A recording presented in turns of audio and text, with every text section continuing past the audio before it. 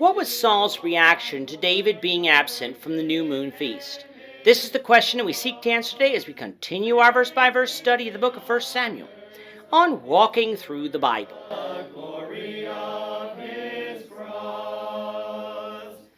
Today we're going to be discussing 1 Samuel chapter 20, verses 30 to 42. But before we do that, let's read the passage. If you have a Bible with you, turn to 1 Samuel chapter 20, verse 30. But if you don't have a Bible, don't worry, just follow along with us on the screen.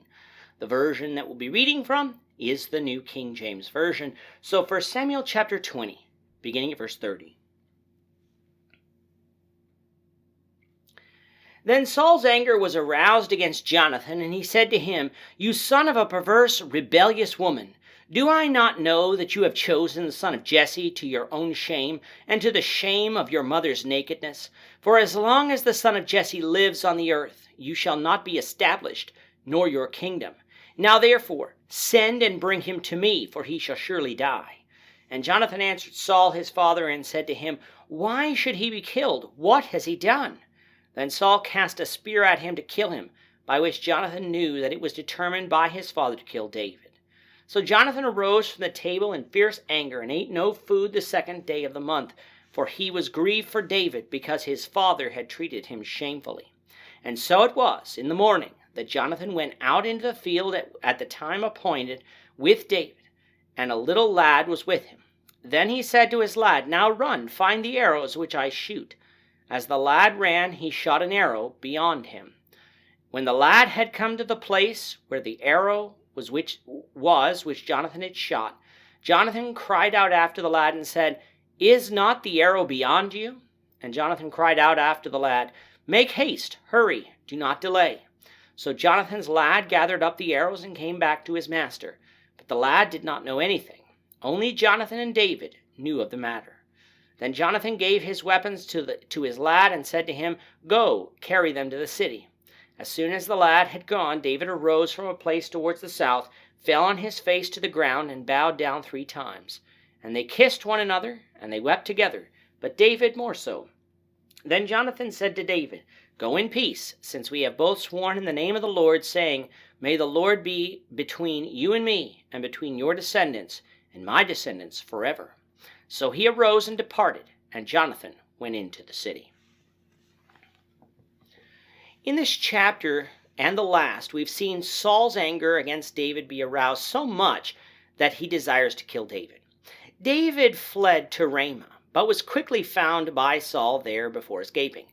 David then met Jonathan, who was surprised at his father's behavior, but since David insisted that Saul did in fact want to kill him, Jonathan decided to find out if this was actually true for himself. There was a feast being held for the new moon of the month, as was customary, and David would normally attend. Jonathan would tell Saul that David had asked for leave to go to Bethlehem for a yearly sacrifice being held there, which technically he did, and would thus be absent. Saul's reaction to this would determine the path to be taken by David. A sign was devised by David and Jonathan in order that David would know from Jonathan what Saul's intentions were.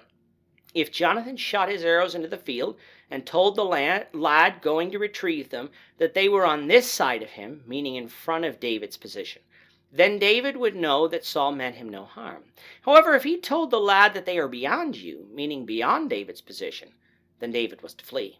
So it was on the second night of the feast, when Saul's suspicions were aroused as to David's absence, he asked Jonathan, and Jonathan gave him the story. From verse 30, we find that Saul's anger was aroused. But it wasn't simply aroused at David, but at Jonathan too.